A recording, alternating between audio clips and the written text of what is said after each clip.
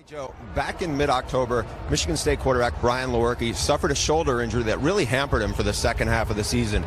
He said he would get a shooting pain that would go down his arm every time he threw the ball, and it really affected his arm strength, and then it affected his confidence. And he said it was really one of the hardest things he's ever had to go through to deal with this kind of adversity. However, in the past 2 weeks, he said his shoulder has healed up quite a bit, and the juice has returned to his arm. Mark D'Antonio told us, he goes, I think he's got his mojo back. When I talked to Michigan State offensive coordinator Dave Warner, I said, does his confidence definitely back? He goes, I sure as heck hope so, but we're going to find out today when they play. Spartans won the toss, deferred to the second half, so it'll be Oregon to start with the football from Santa Clara. No Tony Brooks James for Oregon today, so it's Jalen Red getting his chance on this return and bounce into the outside to give the Ducks good starting field position. And here he comes, Justin Herbert, who many said had a chance to be the first quarterback selected if he decided to come out this year. But as we talked about, he announces the day after Christmas he'll be back for his senior year in Eugene. And I think you can see why people have that opinion of him. He's got a high football IQ. They ask him to do a lot as far as identifying things in the run game as well as pass protection. He's got an incredibly strong arm, and you're going to see it throughout the course of the game. And he's a really good athlete. That's one concern for this Michigan State defense is when he takes off in the quarterback run game. Start out of the pistol as they often do, and they have Herbert rolling, getting downhill and throwing for Dylan Mitchell. #1 run defense in the country, one of the top defenses overall. And missing one of their top defensive players in cornerback Justin Lane. 2 plays, 2 throws. Herbert down the sideline, a jump ball, and it's broken up by one of the replacements at corner, and Josh Butler, as that ball went for Johnny Johnson. Ducks don't waste a lot of time. Right back on the ball for 3rd and 10. Spartans show pressure, then back off. So 7 in coverage. Herbert on the corner route. Incomplete. And really a drop on the first one, but this one's just a shot downfield in the corner route. Looking for Dylan Mitchell. He gets tripped up with the true freshman safety, Xavier Henderson. The ball was in a decent spot. If Mitchell can keep his course. Blake Mamone's punt is a line drive, and Naylor from the 30 is bottled right up.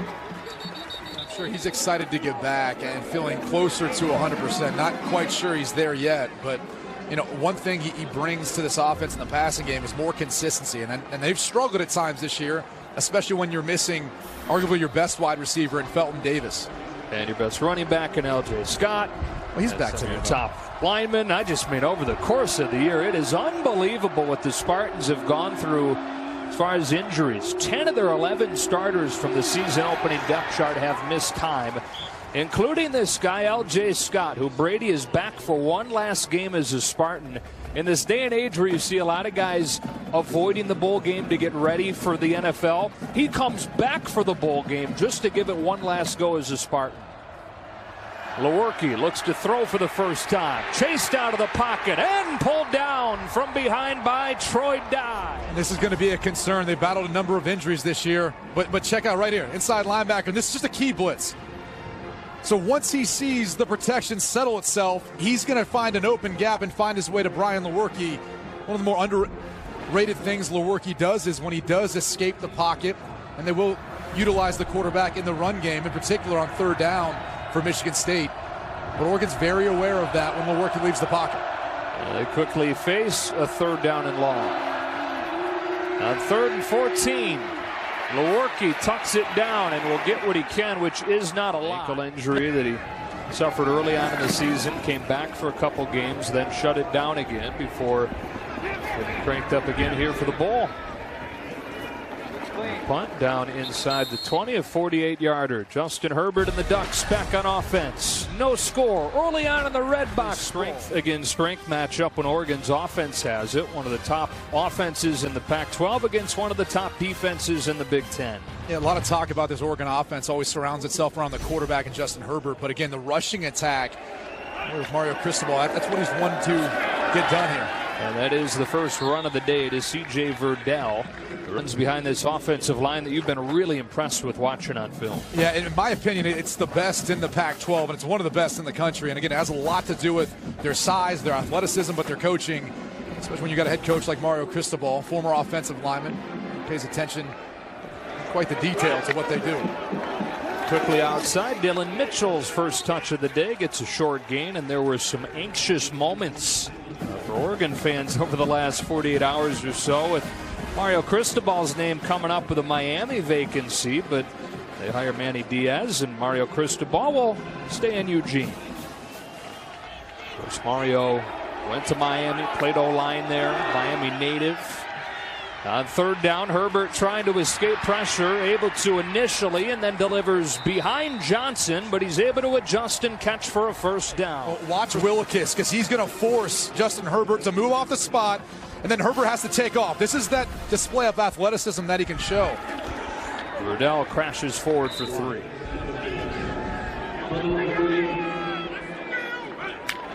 Second down, 7. Back-to-back runs for Verdell. And just not a whole lot of room there. Rarely is there against this Michigan State defense. Is Joe Bacci, the first-team All-Big Ten linebacker.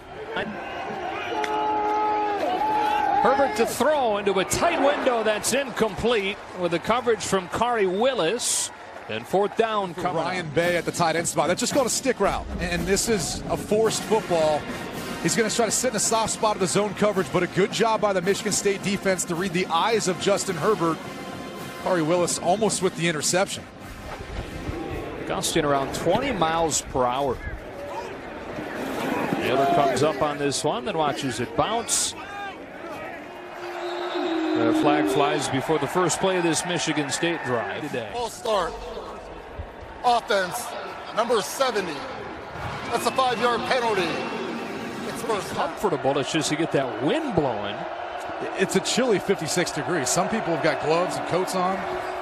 Here comes L.J. Scott. Bruce, what's it like down in the field? Are you the one Brady's talking about with coats and gloves and hats? No, I'm not. It's actually pretty mild, but the wind is howling. So we'll see how it's going to affect the passing game. It's certainly in special teams.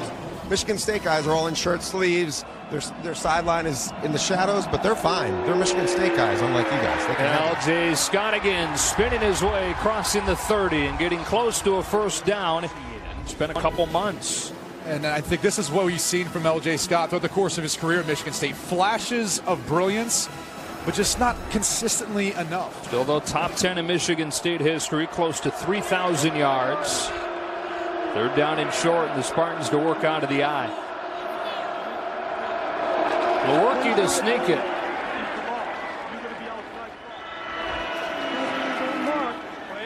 Short run on first down for Scott. Spartans working with a little bit of tempo. Here's Darrell Stewart. Stewart close to a first down. It'll be third and short. I think it showed up too when they get down in the red zone. Struggle sometimes, especially when your running game's not working for you. Finding someone who can go out and make plays. Connor Hayward's first carry of the day will lose a yard, and it will be fourth down. So the punt team goes out. Kind of a snapshot of what it's been like for the whole team with the issues at punter. You know, first 11 years under Mark D'Antonio, Brady, they had a total of 3 punters. William Pristup is their 4th different starting punter this year. The first 3 got injured. Ugo Amadi watches it bounce. Cristobal wrapping up his first full season as head coach, and we talked a little bit about some of the anxious moments regarding Cristobal around Eugene over the last 48 hours. For more on that whole story, here's Bruce. Joe, around dinner time, Mario Cristobal stood up last night and said to the team, I know there's been a lot of internet speculation linking me to Miami. Well, I'm not leaving you guys. You guys committed to me. You helped me get this job. I'm all in. Now let's go crush Michigan State. All right, here comes Dylan Mitchell on first down, crossing the 30. And I mean, of course, he's going to be one of the first names that comes up. Right. It would have been a natural fit, but boy, for Oregon, what a disaster it would have been. You would have been looking at a 4th head coach in 4 years. Yeah, it would have been tough. I mean, he's really provided stability to this program after Willie Taggart left last year. Herbert in the quick game again. Jalen Redd has a first down. And he's got him trending so positive. Right, and you think about his decision. I mean, you wonder if it's a little bit tied to Justin Herbert. When you talk about how they've, committed to him and they helped him get this head job, well, Justin Herbert's making a decision largely thinking Mario Cristobal is going to be my head coach next year. So those two things play hand in hand, and I think if you're an Oregon Ducks fan, you got to be really excited about what this team brings back in 2019. First down from the 34. Straight ahead comes Travis Dye. Coming off back-to-back 100-yard games, and that included an Oregon freshman record 199 in the Civil War against Oregon State. What a way to start your career in the Civil War. But the thing that impresses me most about Dye is his short space quickness. He can make you miss. He's got a nasty spin move that he'll bring out at one point in this game. Heavy dose of Herbert through the air. He wants Dylan Mitchell, who can't haul it in. And it's third down with the coverage coming from Josiah Scott. And Dylan Mitchell has to do a better job of figuring out how to high point this football. Josiah Scott got back into phase right at the bottom of your screen. And they're trying to utilize Mitchell's speed versus Josiah Scott. But you got to get two hands on it. It looked like it hit off his helmet. It's a number of drops so far coming into the game. Oregon's number 2 in the Pac-12 in drops this year. They have not helped out their quarterback. And Dylan Mitchell, you figure, is the one guy you can count on. The Pac-12's leading receiver this year. And it did hit right off his helmet, and so it's third down, and here's the screen. Dye outside, gets shut down. And again, Josiah Scott, his 5th game today here in the bowl. Well, he won the challenge of going up against Justin Herbert. He's right here at the bottom of the screen. And this is what's so impressive, is he recognizes right away when Mitchell turns back inside to block, he knows that someone's coming out, probably to replace him in space, and it's going to be a screen. And one thing you have to be able to do in Michigan State's defense, if you're a cornerback, tackle. Got to be physical. Spartans came after that one, almost got it. Now it's Naylor with a fair catch. Your New Year's Eve is off to a great start. No score in this one. Michigan State to start the drive from the 32. Working with a first down pass play. Coverage is tight. He's got his eyes on Cody White and sails it out of bounds. Back with his Michigan State family. Said that was really important for him to be able to get back with the people that he's closest with on campus. Well, Brian Lewerke just 1 of 3 to begin here in his first start in almost 2 months. He's under pressure. He shovels it for Stewart, who's quickly popped. And just a short gain. Well, and you're going to have pressure anytime you're going to be in third and long scenarios. And everyone knows you got to get the ball out of the pocket. And that time was Lamar Winston forcing Lewerke up in the pocket. Nifty little flip. I know you talked about that was one of your least favorite things to prepare for was a bowl game. So much time off. You don't know what to expect. Knock off some of that rust too. All those things got to factor in. The first game of the year, last game of the year. For the Ducks was a win. 5 of the first 6 were wins. The lone loss was that heartbreaker to Stanford. Able to bounce back a couple weeks after that, beating Washington in overtime. Lost back-to-back road games in Pullman and Tucson before recovering to win 3 of their final 4. Here in the final, or the first season under Mario Cristobal. It was the interim for the bowl game last year. And the players signed a petition in hopes of Oregon removing the interim tag, and they did. Got a really nice first season. Great recruiting class coming in next year. Dye takes it for a short gain on first down. It's one of the first runs we've seen on first down. You know, it's been kind of a mix, but different than what we've typically seen from Oregon this year. 10 passes, 5 runs now. Usually that number's flipped. Again, facing one of the top run defenses in the country. Against corner blitz here, it's picked up, and so Herbert able to take off. Bocce pushes him out, a couple of yards short. Well, this is what's impressive for a true freshman, Travis Dye, to identify the corner blitz. Watch right here. He's going to come up and stone the cornerback coming off the edge. It's a weak corner. See how his eyes go back outside to adjust to find Butler? You see the athleticism of Herbert. He has those long strides. Doesn't look like he's moving fast, but he floats. First time you'd seen him up close today on the field, right? You're blown away by how big he is. How big he is, and then his arm is even stronger in person. You watch on film, and you can see that from the stats. You see that. He's got a great completion percentage downfield throws, but then you see it in person, you really come away by impressed. They will throw it on 3rd and 2. Herbert, incomplete. Off of the hands of Ryan Bay. It is yet another drop for the Oregon offense, with the coverage coming from Andrew Dowell, and the punt team comes out. 26 drops coming into the game. You can make a case that right now there's already been 3 in this game. As Ryan Bay works upfield, now he's just trying to create and find space once Herbert leaves the pocket. That's part of the improvisational skills of Herbert, but if you're Ryan Bay or any other pass catchers, this Oregon team, you've got to figure out a way of helping out your quarterback. Tom Snee, out of Australia, will send this one away to Jalen Naylor. Punters, punt returners have been busy so far. The defense is dominating the first quarter of this Redbox. This Michigan State offense, 2 touchdowns over the last 3 games of the regular season, struggling to gain traction in this one so far today. And a team that started the season with a win against Utah State, which turned out to look really good. Utah State lost just 1 more game the rest of the season. Injuries started to happen really early on. They won 5 of 7 after that as an option play finds Scott.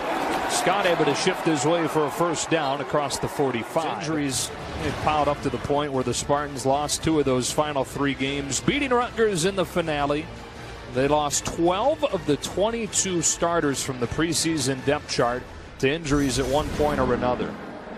It's hard to get into a rhythm and find chemistry when you have so many moving pieces on offense. Here's Scott again, getting 3. Obviously for him, there's a lot on the line. He wanted to play in this game instead of redshirting coming back next year to show the scouts what he's got. He's got a heavy dose. He's got a heavy box to run into there and gets just 2. Troy Dye stops him and sets up 3rd and 5. On 3rd down, facing a 4-man rush, Lewerke will scramble and get a first down and then some. Galloping to the 25. Not seen nearly as much of Brian Lewerke running as we did last year. He's going to look downfield. He's not going to see anything, and then he's just going to feel the pocket open up. And once he takes off, he's got the speed to hurt you with his legs. Falls just shy of his longest run of the season. This is a flag down as he gets it to Jalen Naylor. Naylor down the sideline is inside the 10. Illegal motion. Offense, number 8, moving forward at the snap. 5-yard penalty. Replay, first down. It almost didn't look like at the beginning of the play he was set. Let's see right here.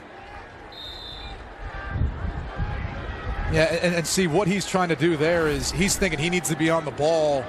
The tight end in the slot was off, and he realized he probably wasn't close enough. And unfortunately, the timing of it, he wasn't able to get set. Putting a little something on tape for the CFL. Check me out.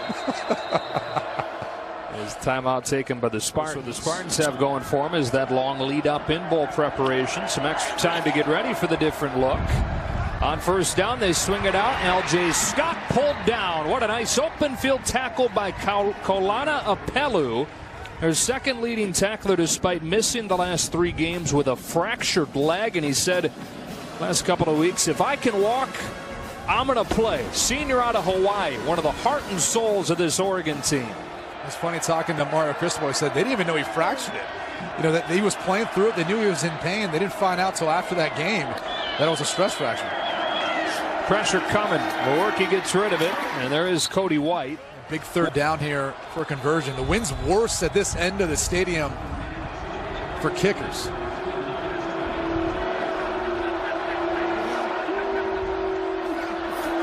Lewerke drops a snap, trying to find it like a bar of soap. Finally does and heaves it wildly. That one is intercepted. A poor decision from Lewerke. And the Pac-12's leader in interceptions, Javon Holland, comes up with another. I think this play just kind of epitomizes the season for the Michigan State offense. It starts off with the bobbled snap, and it's accurate. It's just Lewerke mishandling the football, and then that oblong-shaped ball that just hasn't bounced the way for Michigan State this year. Lewerke doing the best he can to throw it away because he wants to stay in field goal range. Unfortunately, just not enough arm strength to get it there. And Holland on the other end making a ridiculous play. Look at him undercut Naylor. Wow. True freshman on true freshman. That's a heck of a grab. For his 5th pick this season. Local guy out of Pleasanton, California, about 30 minutes from here. I'm talking to Jim Leavitt, the defensive coordinator for the Ducks. Boy, he loves Javon Holland, doesn't he? He fits the scheme that Jim Leavitt brought from Colorado. He was successful going back to his days at South Florida. But you look at what he likes and what he looks for. These long, athletic guys who are rangy, and they can close, and they can make those sorts of plays because of their ability to come up and really keep their eyes on opposing quarterbacks, keep those plays alive. In addition to his really good athleticism and the length, they say that Those 5 picks for Javon Holland, a product of extensive film study. Something you don't necessarily expect for a guy who's only been on campus for a few months. But that's a lethal combo. The God-given ability, but also the willingness to get in there and spend extra time in the film room. So he gets the ball back to Justin Herbert and the Ducks offense at the 16-yard line. Heavy pass so far from Oregon. Here they start this drive on the ground, and C.J. Verdell gets blown up. Tendency holds with a play-action pass. Herbert had a man in the flats, instead throws across his body for a first down to Jalen Red. And this is part of the skill set that makes you so impressed with Justin Herbert. Not easy to do, throwing back across your body. All your momentum's going one way, you're getting the ball the other way. Here's Verdell powering his way across the 35-yard line and nearing 1,000 yards here in his redshirt freshman season. Trying to become just the 3rd Duck freshman with 1,000 yards, and it would be some pretty darn good company. LaMichael James and Royce Freeman, the other 2. 2nd and 2, takes the fake that opens up a man over the middle. That is Jacob Breland. First down into Michigan State territory. It's all about the play action pass fake that allows Breland all this space. Watch the linebackers, Joe Bacci, number 35 in particular, kind of sucking up on it. And then you have Breland with all this space in behind the Michigan State linebackers. Junior tight end moves it into Spartan territory for the first time today. And on first down and 10, Herbert on the roll. They'll get it off quickly, but it's dropped by Verdell. 2nd and 10, it's Verdell. Hit at the line of scrimmage. For more on Willikis, down to Bruce. Guys, really interesting story. This kid didn't even have a FCS offer out of high school. He was going with a buddy who was going to go to visit Wayne State, and they stopped in at Michigan State. They liked his film, and he was a really, really good student. 6'2", about 215, played a bunch of different positions, but whatever he did, he played his butt off. They just loved that. Really, really relentless kid who's grown about 2 more inches and plays really fast, and he's become an All-American. Great story here. By the way, grew up without a television in his house. Pretty interesting on that front. Rockford, Michigan. 3rd down and 10. Spartans bringing pressure. Herbert steps into a deep ball. End zone, Mitchell! Incomplete. Sprawling attempt to pull it in, but ultimately it hits the ground and it's 4th down. Boy, that one had some hot sauce on it. And I didn't think Mitchell was going to be able to get there, but he sped up at the end, made the extension, and just couldn't hold on to the football. Look, would have been a great catch, but the Pac-12's leading receiver, the only guy you've been able to rely on in the passing game this year, you kind of expect him to make that catch. And that's the second play we've seen that he has not made down the field. We saw one bounce off his helmet earlier. Just this Oregon Ducks group of wide receivers, tight ends have let him down so far. Nice punt there from Tom Snead. And it's downed inside the 1. Oh, now they signal a touchback. I think they the ball hit the line. Yeah. The shot, that I think pinned as deep as you can get it, but it sneaks its way to the goal line. The Spartans will have it when you come back. Which is ruled a touchback. We've got our rules expert, Dean Blandino, in Los Angeles watching. Happy New Year, Dean. What do you see on this one?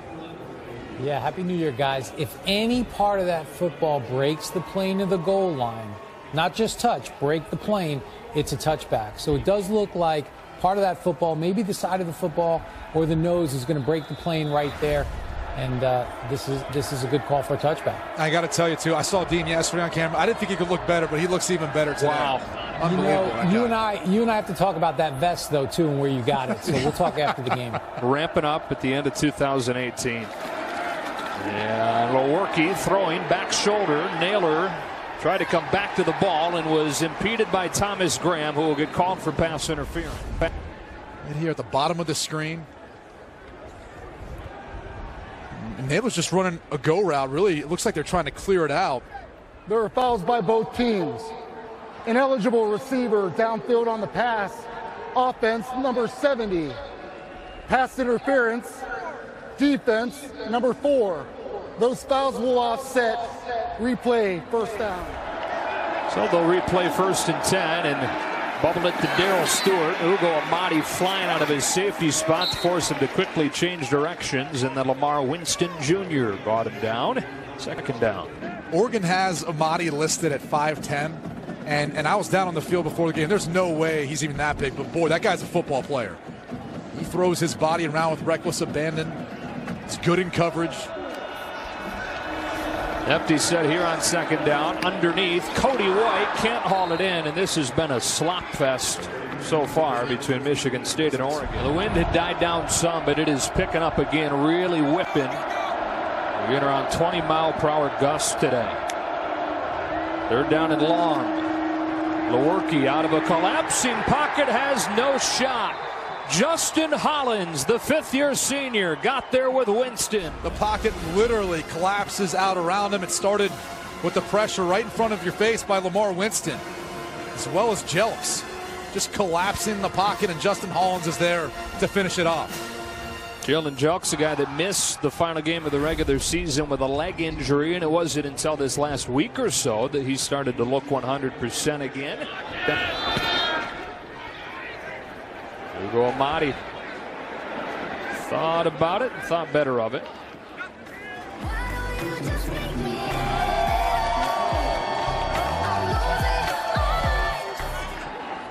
Bruce? I owe Brady one. It's not going to be nice, and I'm getting you back for that, Brady. Oregon begins this drive with a throw to Jalen Redd. Gets a block from Brendan Schooler, then gets belted by Jack Camper. Knows the miss. Friendly fire from his brother Andrew. I'm sure he's been hit harder than that at some point in time in his life from his brother.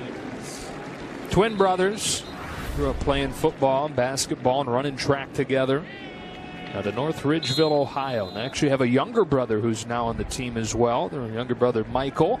So you got Andrew wearing 5, David wearing 6, Michael, the next Dowell, wearing 7.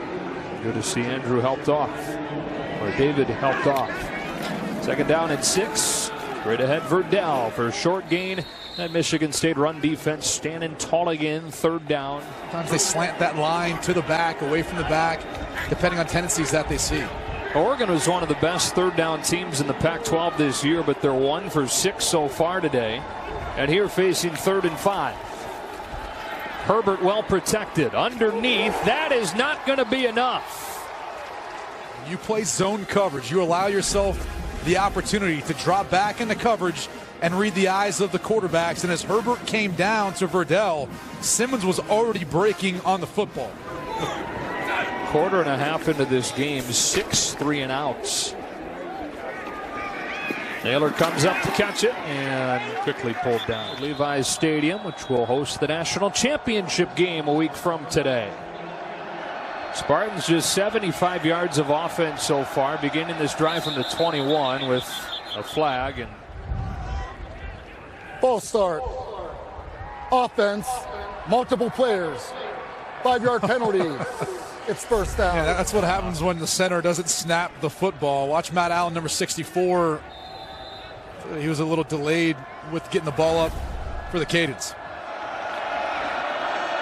So 1st and 15, and LJ Scott looking for room over the left side, which he won't find. Got 40 yards. Takes a fake here. Lewerke's in trouble before he can even set his feet. Able to get rid of it, and Cody White pulls it in. He's lucky to even get it off. Yeah, and just watch the pressure created off the edge. Everything's collapsing. Bring a Pelu up the middle, too, to get Lewerke off the spot. And he's going to have to continue to make plays, moving in the pocket and taking off when it's there with his feet. Longest play of the day for the Spartans was a Lewerke scramble that went for 25 yards.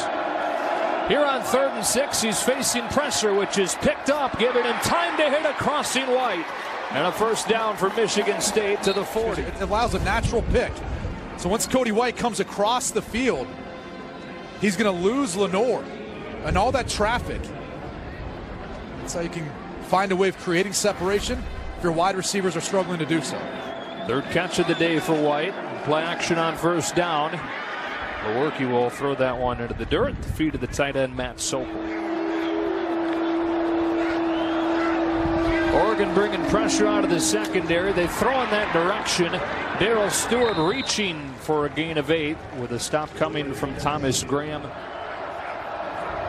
There's some athletic players on that Oregon defense, long and athletic, make things tough on that pass protection. You have the cornerbacks, though, to be able to bring those pressures and play that sort of defense. On 3rd down and 3, they bring pressure from Amadi. Lewerke evades it, finds Sokol for a 1st down. Second 3rd down conversion of this drive for the Spartans. Matt Sokol was open for a while, but it's because Lewerke keeps having to work off his spot. He's just going to run an OTB over the ball. See it once Lewerke moves to his right, he has to get his eyes back around to his read. Lewerke, even with the poor conditions and a couple of drops, fairly efficient. 9 of 14 so far. He rolls one way and then looks back the other as L.J. Scott running. He'll run himself and get a 1st down. We're the best we've seen Brian Lewerke run this season here in the first half of the Redbox Bowl. And you'd think the Oregon defense would be prepared for it because they've got a quarterback in Justin Herbert who can do the same thing. It's always the difficulty, though, again, when you're preparing for an opponent. You never know how much more difficult it's going to be until you get into the game scenario. Michigan State talked about that a lot. Right up here at the top of the screen. And at that point, he's already grabbing. You can only think. Doesn't look like ankle, though. No, I think more hamstring in that case. Hate to speculate. Don't like doing that. Yeah. Well, they think that he still could eventually wind up as a slot receiver, but because of the injury, he's been the primary running back this year. He's got it into the teeth of the Oregon defense for 3. Obviously, son of former NFL fullback, Ironhead Haywood. Very versatile. Back-to-back carries for him here. He lost the football, then got it back. And this is where you get concerned with. It's always the guy you don't see, and it's hard to tell whose arm it was, but talked about the ball not bouncing Michigan State's way. It does there. 3 straight Hayward touches. Trying to power his legs forward. Stymied by Troy Dye and spotted short. Leading tackler for the Ducks all 3 seasons he's been at Oregon. And able to stop Hayward just a touch short there, so 4th and 1. Now before whistle and a timeout. I don't know. I mean, the way this game's going, you look at trying to just take some points. 3-0 might win this one. And L.J. Scott left the game with an injury a few plays ago, so it's Connor Hayward.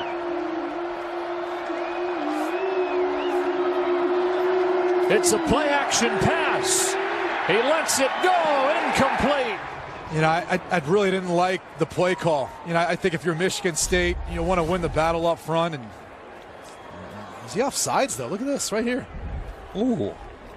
Looks like Justin Hollins could have very well been offsides.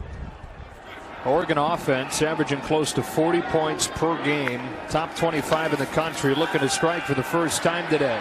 Herbert gets sacked back at the 15. And Panasiuk really had a beat on this one, but they're trying to take a shot downfield, trying to take advantage of a little bit of momentum created by their defense. But you can see Panasiuk able to get by Ryan Bay, and that's just a mismatch. There's no way you can leave Jacob Panasiuk on a tight end one-on-one. One of 2 Panasiuk brothers on the Michigan State defensive line.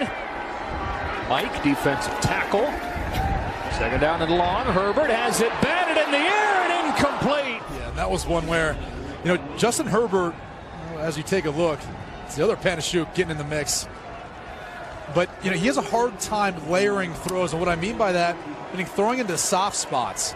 He's got a strong arm, but he typically has to find windows. He has a harder time finding touch for some of those intermediate throws. In that case, almost a disaster. 3rd down and 18. He's got all day to scan the field, wait for a man to come loose. Shy of the marker is Dylan Mitchell. I can't think that Oregon's going to be going for this one. Well, I said 4th and 2 or 3. It's really a long 1.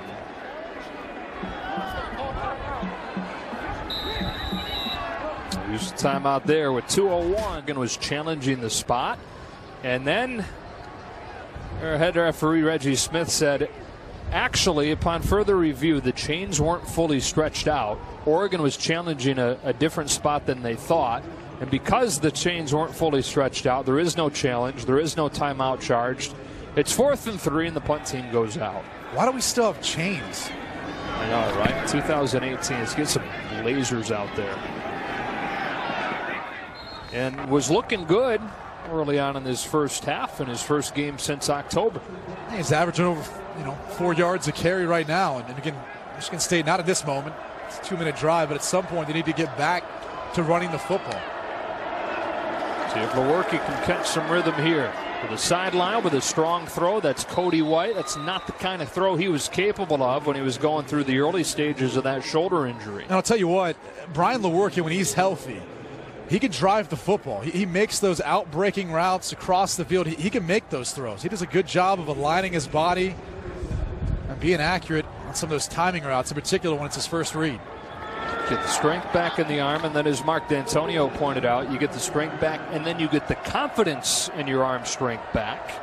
And they're hoping that he would show that today. 10 of 16 in this first half. Here, a minute and a half left to go. Throws into the blitz for Darrell Stewart. Showing pressure again. And this looks like house pressure, meaning man-to-man across the board. No safety help. Can the Spartans hit a big play? They've not had many of them this year. Instead, underneath they go, and a nice grab by Matt Dotson. Tight end carries his way for a first down into Duck territory. And he's really the pass-catching tight end. It's his 13th reception of the season. He makes this catch in traffic. Holland there. Making the play as well as Nick Pickett. 4 plays, 4 completions on this drive. It's Stewart again, breaking 2 tackles against the grain for a Spartan first down to the 38. This is the sort of momentum that you want right now, but why not? It's stealing if you're going to play with that much cushion on the outside.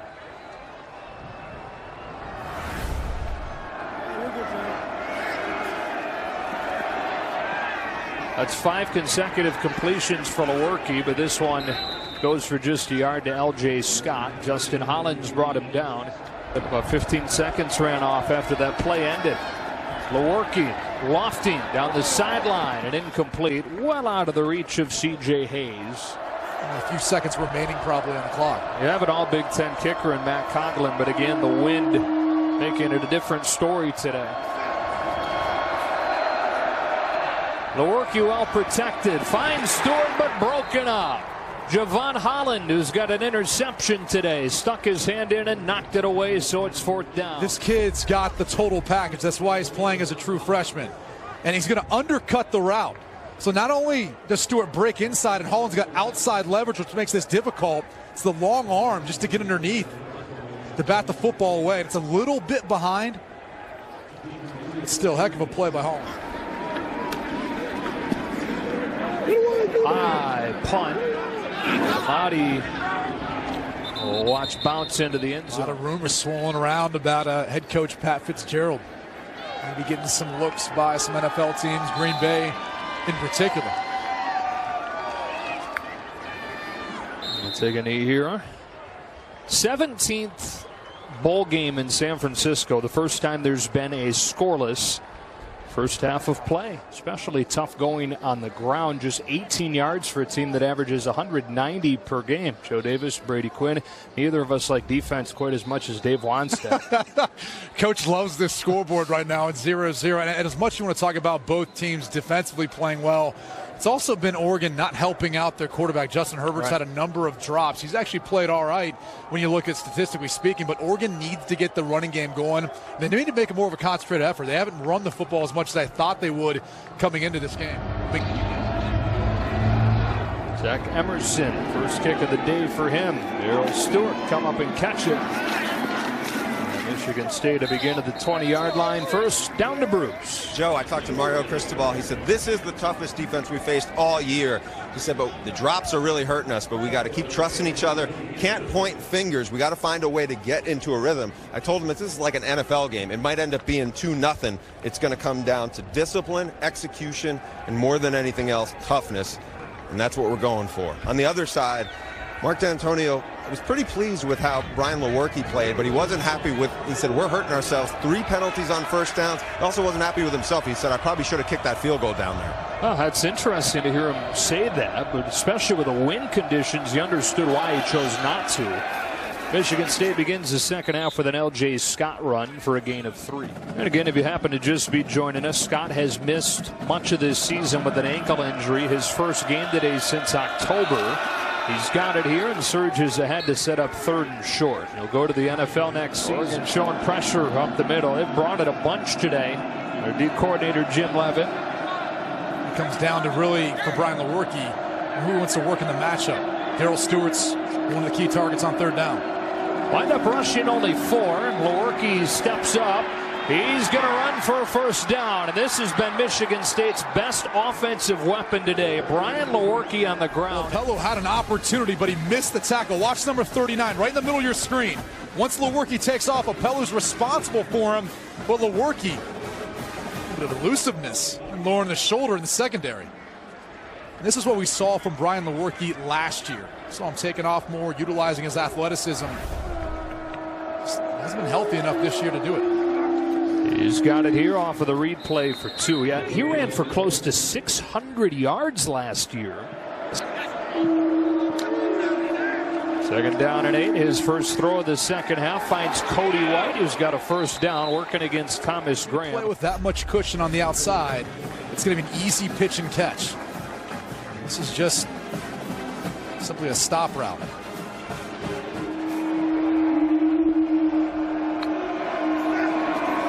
Option play. Lewerke at the last moment gives it to Scott, who staggers forward. Junior out of Phoenix, Arizona. Took over as a starter as a freshman before breaking his leg. Full-time starter last year and had such a good season. 2nd most total yards in Michigan State history last year. Capped it off with a great bowl game. He's the MVP of the Holiday Bowl for Michigan State. Here's Scott. Hard running for a first down. Longest run of the day for Scott goes to the 27. And when you bring a pressure off the edge like Oregon did, you're going to slant your defensive front. And because of that, sometimes it creates natural seams. That's the left side of the offensive line for Michigan State that's been really productive this year. On that left side coming into the game, almost 1,000 yards. On the other side, below 700. Which is, it's interesting because it's been different guys each game with all the turnover they've had with injuries. Lewerke rolls and then sets his feet, going back shoulder for White, and another Michigan State first down. Low to the ground. I thought he got his hands underneath. Let's take another look. Yeah, clearly. Ball never even touches a blade of grass. 1-on-1 to the end zone, and incomplete with the coverage from Graham on Jalen Naylor. Wanted a flag, and so did Lewerke, but they won't get it. I think Graham was able to get his head around at the end enough to not force the flag. See how he tries to find the football, and at that point, he's allowed to. First drive of the second half. Spartans on the move with a 2nd and 10. Here comes a jet sweep. Darrell Stewart has no chance to turn the corner with Nick Pickett bumping him out. He's typically the guy they've looked to now. More Cody White. Dotson plays it. House blitz coming. Lewerke trying to beat it, but it's incomplete. Looking for Dotson with a coverage from Holland. And you're going to see it. He's bringing the house, which means it's just man to man. And Dotson does a good job getting inside of Holland. He's got inside leverage. Typically tough to do. The ball thrown just too far out in front, not enough on it. It's usually because you can't set your feet when you're dealing with the house splits. The defense is going to have that extra defender. This one from 34 yards. And we've got points in the Redbox Bowl. Oregon, though, very good opening second halves. They've had touchdowns in more than half of their games on that opening drive of the second half. Cole Haan kicks it away. Dropped by Jalen Red, picks it back up, but by then it's too late. Keep things going. What'd you think of Herbert in that first half? He hasn't had a lot of help. You know, he's trying to talk to the group. He's trying to talk to this fellas getting fired up to play. But at times he's been under duress. He's had to make something happen, and he has.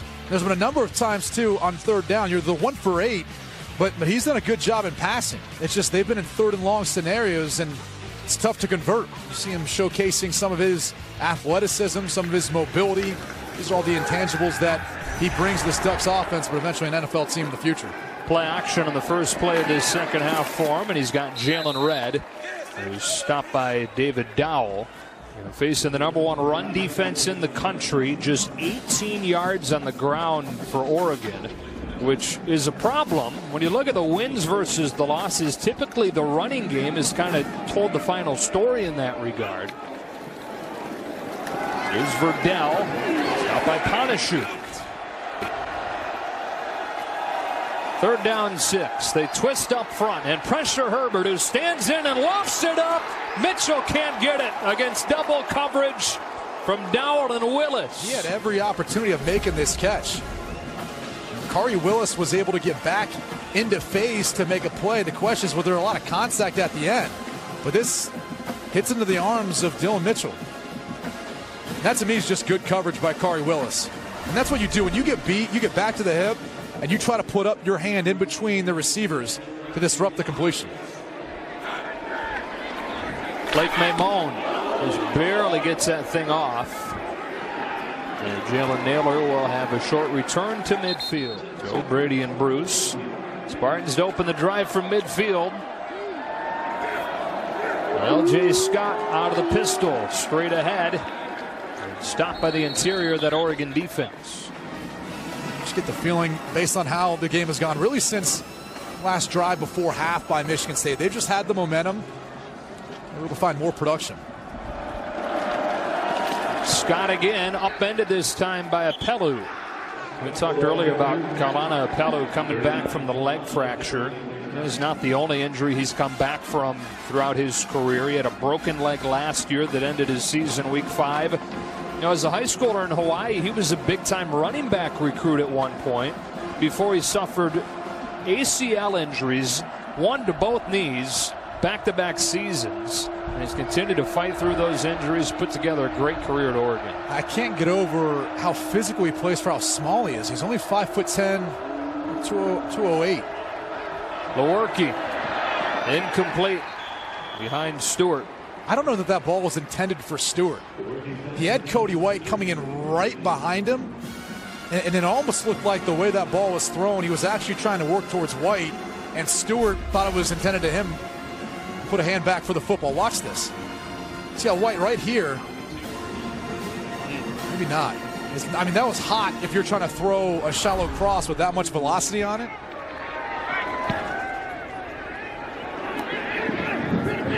Pristup has done a nice job punting today for the Spartans. Look at this. Doesn't get any better than that. Guys, some injury news to watch out for. Dillon Mitchell, Oregon's best receiver.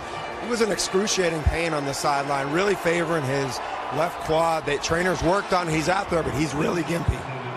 And he is by far their best receiver. 750 yards than any other Oregon receiver. It's like Bruce's voice is a little gimpy. Maybe we should send it to Dillon for an update on Bruce. Out of their own end zone, Verdell for a short gain. Not comfy territory for an Oregon offense here.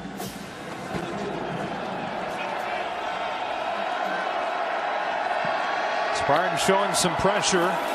Verdell crashing forward, just trying to get some breathing room, and it'll be 3rd and 6.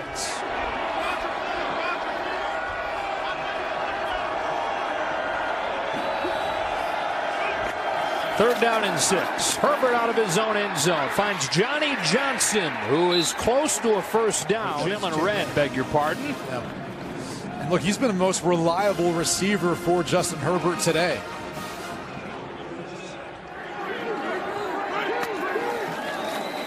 Herbert to throw it again. Double catch there from Jacob Breland. Verdell. First down, but a flag down. Personal foul. Illegal crackback block. Offense number 30. The receiver blocked back toward the original position of the ball. That'll be penalized at the distance to the goal. Replay, 2nd down. So the first one of the day goes on Jalen Red. And it's all for player safety. And in this case, that's Andrew Dowell. Can't come back into the formation. I don't know about that. I mean, it looked like he was almost kind of coming at him straight on. It's tough kind of from that angle to see, but I mean, he's just trying to make a cut block out in space. And you're typically trying to defend a player who's in a defenseless position. I don't know that Andrew Dow was in that position. Herbert well protected, gets through his progression, and another drop. This one from Jacob Breland.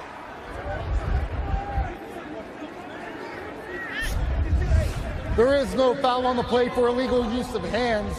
There is an injured player on the field. This is an official's timeout.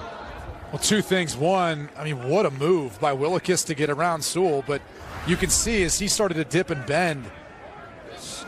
Helped off of the field by the training staff. The guy who's gone from a walk-on to a legitimate NFL prospect and is planning to weigh that NFL decision after this game. 3rd down, 13. Oregon trying to pick up a first down here to get it out of its own end. The high throw is incomplete, and the punt team will come out again. He wasn't even put on scholarship until last spring. All Big Ten in his first year last year. And the Big Ten Defensive Lineman of the Year this year, as you said, Brady.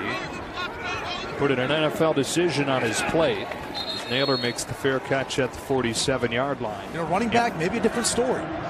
O.J. Scott's a different story because of how his career and how this season's gone for him. But, you know, quarterback, same thing. I mean, you want to see those guys be able to play versus some of the better teams on a big stage. Here is L.J. Scott, who has run with a purpose today. Perhaps that purpose you're talking about, trying to put one last game on film as he makes his case for the NFL. He's got 6, 2nd and 4. You know, and back to the conversation, we've also seen players who have gotten hurt in college and still been able to go on and play and be successful and make a ton of money at the next level. Doesn't necessarily exclude you from being able to take advantage of that. And again, in the conversation with Kenny Willikis, opportunity to go to the NFL. He still, though, would have an opportunity to come back to Michigan State for his senior season if he wanted to go that route.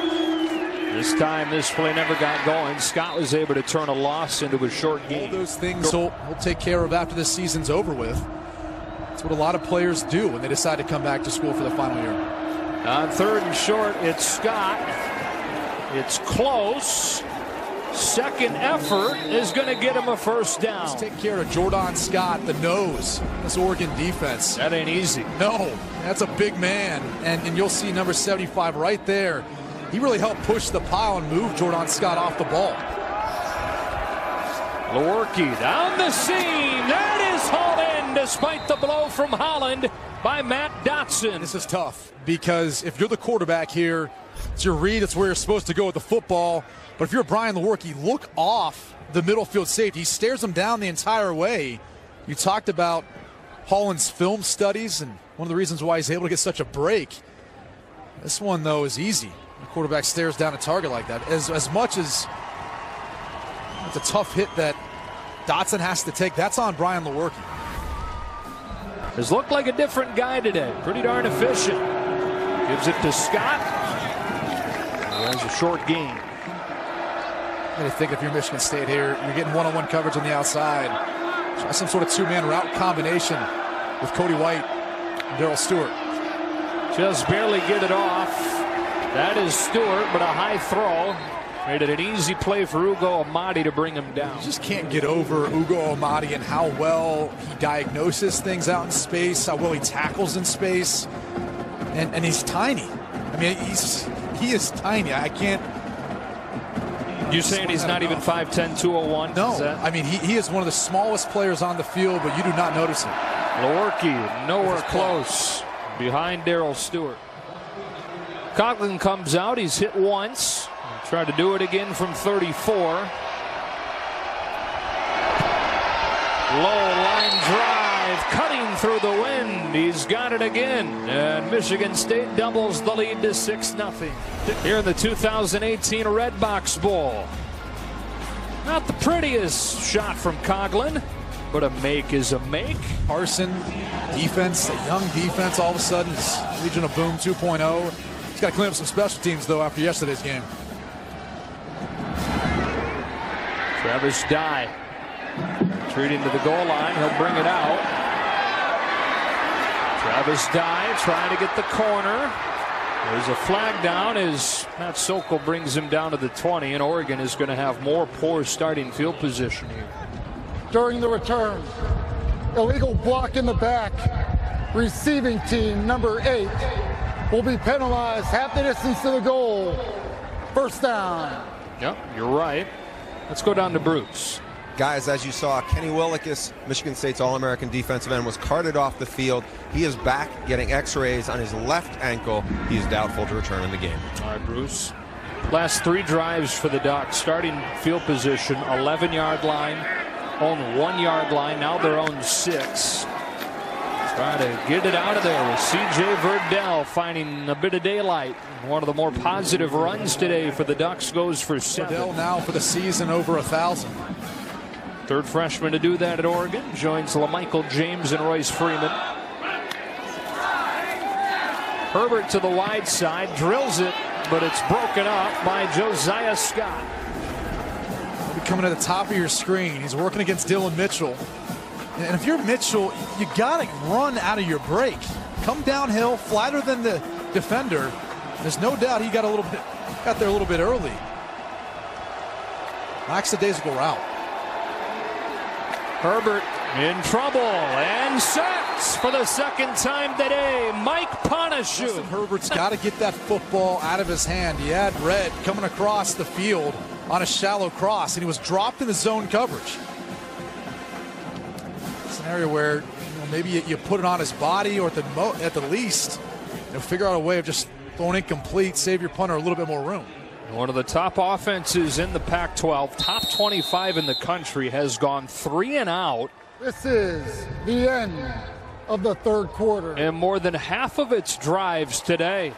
Welcome back to the Redbox Bowl on Fox. A couple field goals in this second half for Michigan State, accounting for the game scoring.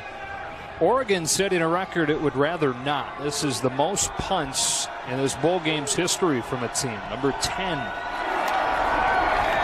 That was almost blocked.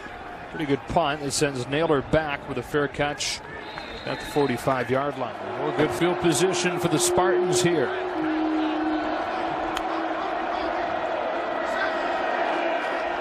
Lewerke looks to throw. Gets rid of it just in time. He wants Cody White. Couldn't get back to the ball with the coverage from Thomas Green. Match up the bottom of the screen.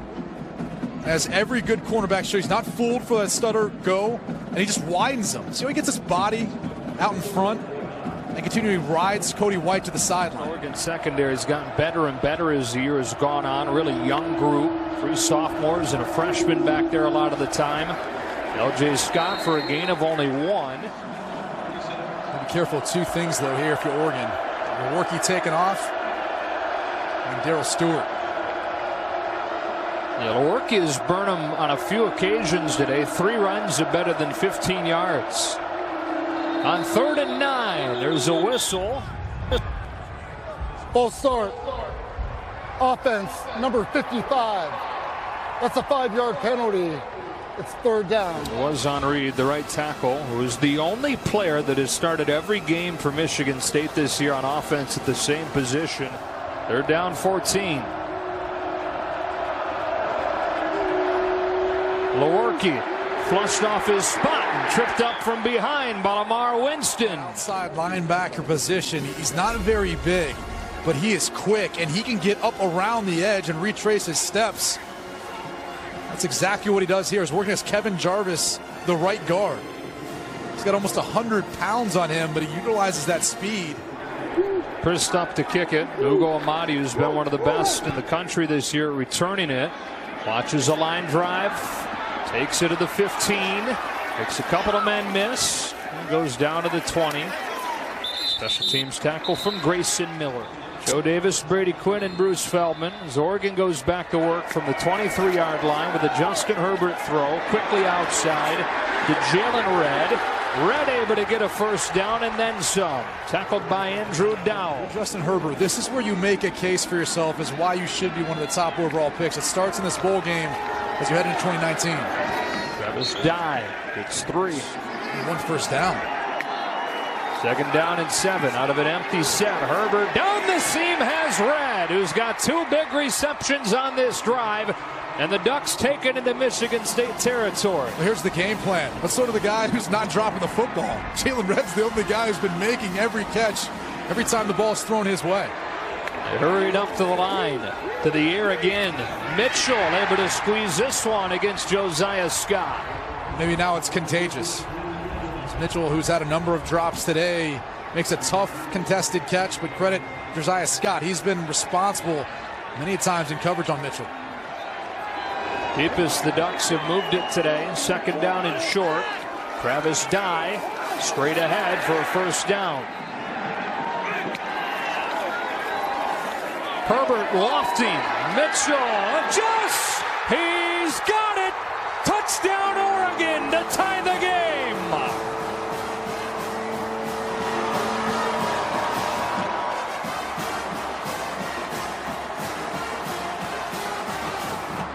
A big-time throw and a big-time play, and this is really what you've seen from Justin Herbert to Dylan Mitchell all year long. One of the best in the country at throwing the deep ball. It's the ability for Mitchell to come back to the football. This time being able to corral it, and I believe he indeed does have possession as he goes in the end zone. So Oregon finds it just in time with 11:19 left to go. Their first points of the day. The first touchdown of this game for either side. Now taking a look to confirm this. It's pretty definitive to me. I mean, he's got control of the football and he gets his buttock. How do we phrase that this year? Buttocks? Yeah. Is it the proper vernacular? You were thinking it was just one side, though. It looked one side. Okay. Extra point gives the Ducks the lead. So Dylan Mitchell, the junior out of Memphis, from Justin Herbert. You know, they had 111 yards over the first 3+ quarters. They go 77 yards in 1:40 there. What changed? Well, I think, again, this offense getting into a rhythm, a couple completions to Jalen Redd. And that sparked this offense, and maybe it sparked some of the confidence, too. And Herbert, who's really had a better game than I think the stats would show. 18 of 31. A little less than 160 yards and a touchdown, but a number of drops today. That's the story of their season at Oregon. Dylan Mitchell, who may have a decision to make after this game, but the type of season he's had and being draft eligible. The type of season he's had is statistically the best season an Oregon receiver has ever had. New school record, breaking Josh Huff's 2013 season record. Receiving yards in a season. If he decides to come back, Oregon will bring back all 11 starters. You'd have to love the opportunity that Oregon would have in the Pac-12 next year. Now, the difficulty is the schedule they've got to play. Outside of that, a lot of talent, a lot of experience returning. As the wind continues to whip. A low-line drive kick taken to the 5-yard line. Darrell Stewart has some room. Bounce into the sideline. Stewart across the 35. Good field position for Michigan State. Again, if Mitchell decides to come back, that'll be all 11 starters on offense. Much of the defense will come back, and they'll bring in the best recruiting class they've ever had. Yeah, 5th overall this year based on the rankings. That opener versus Auburn, though, it's going to be tough. A lot of times those openers can set the tone for a season, but the road test, Stanford, Washington, USC, Arizona State, not going to be easy. But some of those teams, Washington in particular, Arizona State, these teams will be replacing quarterbacks.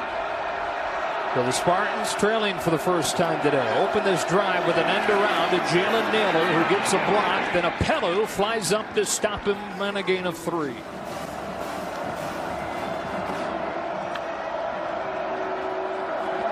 They bring 5 on second down. Lewerke hits a crossing Naylor, who's got room to run into Oregon territory for a first down. The mesh combinations have been really effective. Watch as Naylor comes underneath of the 2 tight ends. It forces everyone to have to deal with the traffic, and then they send Cody White as well.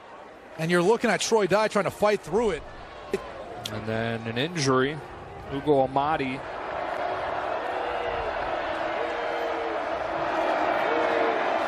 They fake the dump off, try to throw the screen to Scott. Diagnosed perfectly by Oregon, and Justin Hollins brings Lewerke down. That play was all Justin Hollins the entire way. He identified the screen. He got back into the throwing lane for Brian Lewerke. And then he ends up making the play. Look at him. He can see it. Gets in the way. And then he still finds a way to get into Lewerke for the loss. Stewart in motion. Lewerke fakes it to him. Lets the blocks develop and hurdles his way to the 32. Brought a bunch of it today. And they're bringing it again. That is incomplete. Brought it effectively once more. So 4th and 7 for Michigan State. Come out right from Brian Lewerke's hand. It looks like an unwrapped Christmas gift. How about this? Matt Conklin going to come on and attempt a 49-yarder, which would match a season high. In the windy conditions here in Santa Clara. Wind not as bad, though, in this direction. Officially, they're going to call it a 50-yarder.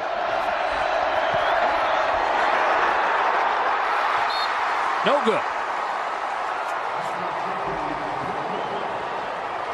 Kept it low, tried to cut it through that wind, but he missed it. Just his 4th miss of the season, and the Ducks stay in front.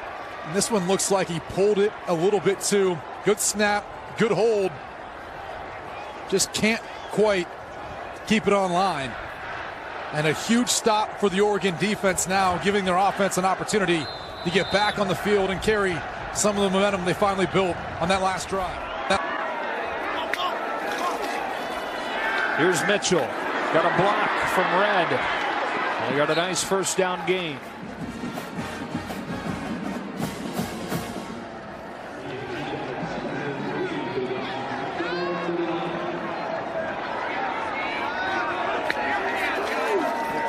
C.J. Verdell has the same and a first down. Stays on his feet into Spartan territory. Credit the offensive line. Look at the movement they get. Everyone moving this way. And it's Verdell finding the seam, but they create a lane for him. He's able to do the rest.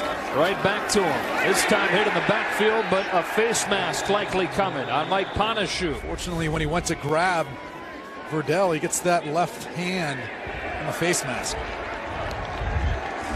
Personal foul. Face mask. Defense number 72. 15-yard penalty from the previous spot. Automatic first down. The Panashu brothers speak fluent Polish. A lot of times they'll speak it to one another during the game, and they say they get crazy reactions from the O-linemen. Yeah, that would mess with me if I was listening to that. Their quarterback here and all that Polish on the other side of the ball. I want to mess with that. First down at the Michigan State 30. Keep it on the ground. C.J. Verdell sticks the nose down and gets a short gain. It's hard to find some room here in the 4th. They go back to the air here. Justin Herbert on the post. Mitchell! That ball's broken up and incomplete. This was almost a ridiculous play by Josiah Scott. Watch the matchup at the bottom of the screen, and the ball's thrown just a little bit underneath, and that's what allows Josiah Scott to recover and almost make a ridiculous play. Look at that. Batting it up to himself. He wanted this challenge against Herbert, and he showed up. 3rd down and 8 and a timeout. Mario Cristobal went sprinting down to get that timeout in before it was snapped. Prior to the snap, Oregon calls their first timeout of the half. Well, Brady, 3rd down coming up here for Oregon. Adam Stack, as long this season is 39, and he struggled in the win this week. You wonder if this is going to be 4-down territory for the Ducks. They run it left side with Herbert. No gain, no chance on that play with Antoine Simmons leading the charge for the Spartans. They didn't get much. That was the first design quarterback run for Justin Herbert today. They don't do it a ton. Clearly when they put the football in his hands, and maybe they thought it was important too to keep the clock running. But either way, I'm kind of shocked the way they've thrown the football last series. Go with the arm of Herbert, not the legs. They're going to give Stack a chance. Again, his long is 39, and now they shift the formation and have the punter Blake Maimone ready to take this snap. There's a lot going on here, and Maimone will look to throw. The high school quarterback never gets the opportunity. You've got what some people believe to be what could have been the #1 overall pick in this year's draft, or maybe even next year's, and instead a 4th down play. You want a fake punt or fake? I'm not even sure what you're calling this, considering you're using your punter. I get the background, and maybe you're trying to catch Michigan State off guard. This is a well-coached football team with Mark D'Antoni. You're not going to catch them or surprise them for that sort of play. And so 6:31 to go. The momentum shifting back to the Spartans here. Lewerke well protected on first down, but the coverage downfield tightened, so Apelu comes up and gets him. And we go down to Bruce. Guys, Ugo Amadi, Oregon's senior safety, who's really the leader of this team. He went back to the locker room. He's been diagnosed with a hip pointer. He is questionable to return. Like you pointed out, Brady, that is a big absence for Mario Cristobal's defense. But it puts more pressure on Holland because he now becomes that safety that plays in the slot. Again, all day to throw. Stewart comes open and gets 8. L.J. Scott looks like he got it off with that second effort. If it's me, I'm working towards Darrell Stewart. He's going against Holland, the true freshman. He's had a great game. He's an unfamiliar spot playing over the slot. Scott hit at the line of scrimmage. And Ugo Amadi, back in the game for the Ducks. He's lined up over Darrell Stewart. Lewerke looking short side. Double clutches, now takes off. He's done this effectively today. Does it again for 8 or 9. And it's 3rd and short. The same concept that hit Jalen Naylor on before. That shallow cross with a mesh where he gets a rub. Looking for Stewart working against Amadi, but Amadi with good coverage. L.J. Scott. Bad call. Yeah, they do say enough for a first down. Mario Cristobal doesn't like this spot. 3:50 to go, and now a whistle. Is a first down. The previous play is under further review. Not many times do you see a spot adjusted following a review. But they're going to take a look. It's got to be conclusive, and you got to have good angles of it to be able to confirm it. Let's try to take another look.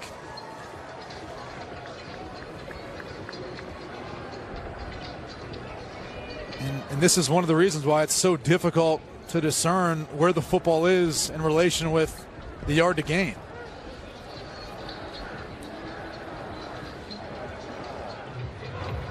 After further review, the ruling on the field stands. First down.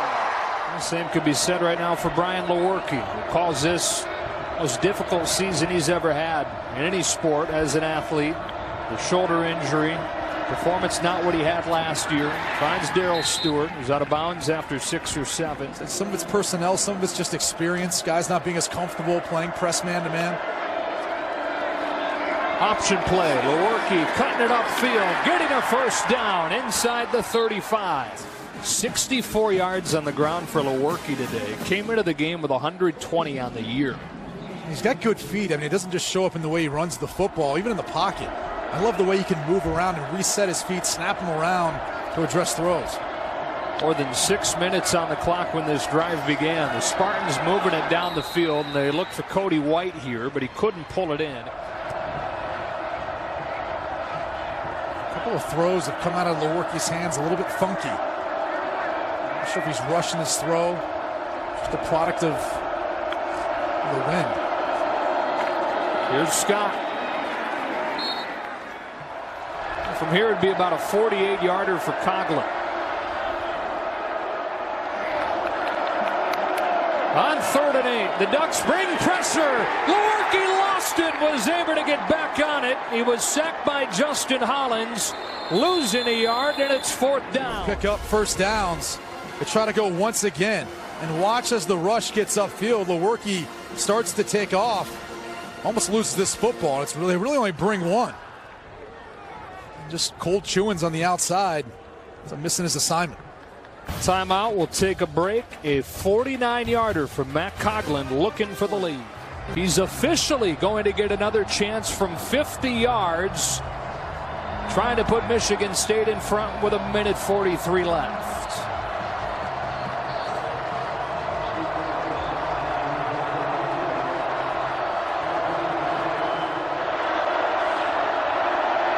Out of the hold of Brian Lewerke. A low snap. Lewerke picks it up. Fire drill is on. He won't even throw it away, and he's thrown out of bounds with 1:35.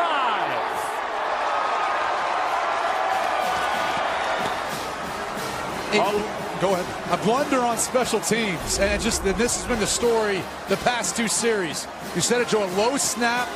Lewerke bobbles it, tries to get up the best he can. At that point, Coughlin's already stopped his approach, and there's no way he's going to have enough leg at this point to be able to gain enough momentum and be able to make it through for a 50-yarder, which would have been as long. And if you're Brian Lewerke, you just got to throw this thing up and hope that someone downfield can make a play for you. Nothing to lose at that point.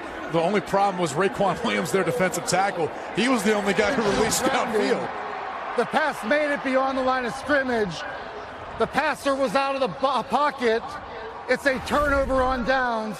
1st and 10. Well, the one thing Michigan State has going is they do have all 3 timeouts. 1:35 left. They trail 7-6. But an Oregon offense that has figured it out just in time the last couple of drives. They go to Verdell, who's shut down by Panashuk. And quickly, Michigan State uses the first of those timeouts. One of the top O-linemen in the conference.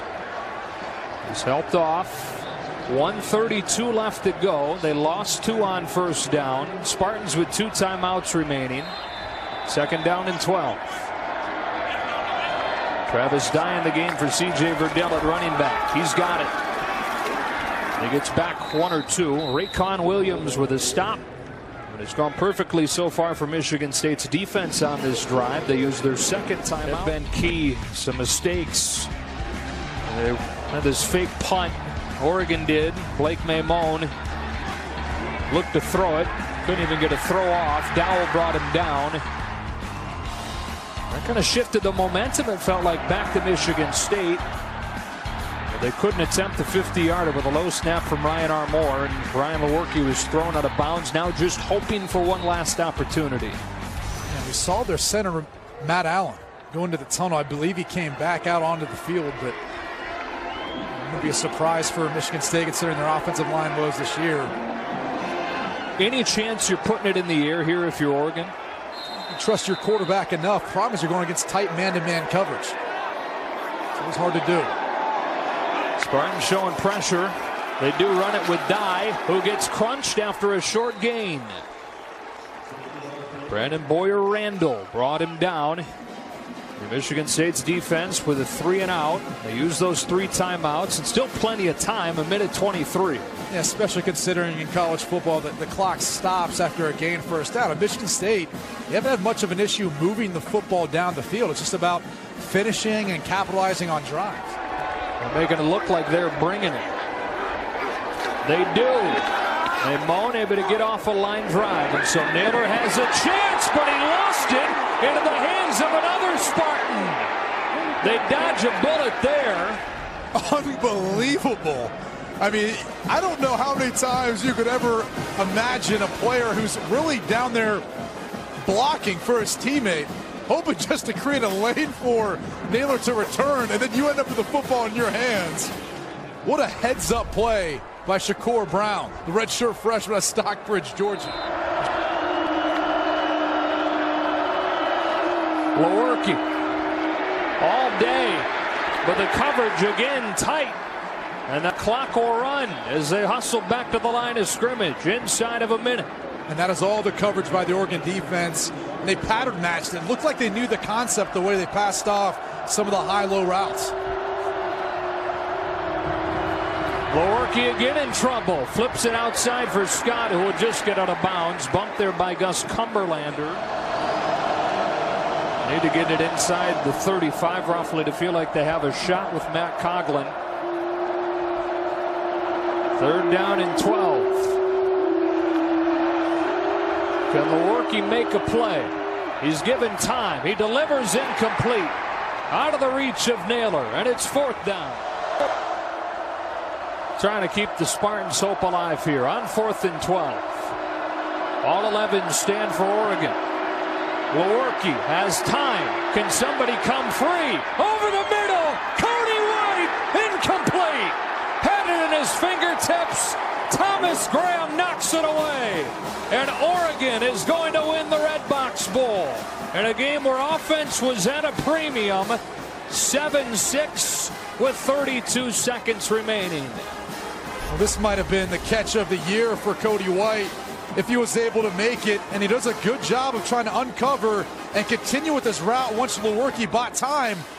Just couldn't hold on to it at the end, and credit Thomas Graham for sticking with Cody White across the field. I'm sure him wrapping him up towards the end impacted his ability to make that catch. And for the Spartans, different game, same story. The defense, remarkable again. They hold Oregon to 208 yards and just 1 touchdown. But ultimately, it's not enough because the offense manages just 2 field goals. And the Ducks, for the first time since 1992, win a game where they score 7 points or fewer. They won their first bowl game since 2014. And Mario Cristobal's first year as the head man. And what a huge month, really, for this Oregon team. The way they finished the season, winning 2 in a row, having a huge recruiting class, number 5 in the country, getting your quarterback coming back, maybe the entire offense coming back. And obviously, your head coach not going anywhere else. He's going to be staying in Eugene. Future's bright for the Ducks. They beat the Spartans 7-6 here in the Redbox Bowl to finish the season 9-4. Michigan State will go 7-6. And obviously a disappointing season for Michigan State, given their aspirations with so much experience returning this season, but bitten by the injury bug. This could be an opportunity for Mark D'Antonio and his staff to build on this and build on really bring some of the resolve they've had to play through this year. A lot of young guys have been thrusted into a position where they've had to play. Sometimes that pays off dividends in the future. Let's go down to Bruce Feldman. All right, Joe. Justin, not a lot of yards. You had some drop passes. You guys still found a way to win. Tell me what you stood out about your defense today. A couple of weeks ago, I said that sometimes you're going to win games 50-49, and sometimes you're going to win 3-0. And I've got more respect for that defense today than anyone else. And they're really well coached, and they play passionate defense, and couldn't be more proud of them. This game comes down to that long field goal. What's going through your mind as he's lining up? I know that we got a great defense on the other side of the ball, and they're going to do everything they can to force some pressure. And fortunately, it bounced our way today. Last year, you guys played Boise State and really get thumped pretty good. How does it feel to turn this game around and then win this? Everybody's coming back. You're coming back. You have the big recruiting class. What does this do as a springboard for Oregon? It's huge. It's to send out the seniors on a positive note like that is huge. And unfortunately, it didn't go our way last year, but to send Ugo, Lana, those guys out the right way is huge to us. All right, thanks, Justin. Guys? All right, Bruce. And again, Justin Herbert announcing the day after Christmas that he'll return to play his senior season for the Ducks, play with his younger brother, part of that big recruiting class, coming in as a tight end. And Oregon's going to get a few first-place votes in that preseason Pac-12 poll going into next year. Gatorade Bath here in Santa Clara, 7-6 the final. The Ducks take the Redbox Bowl.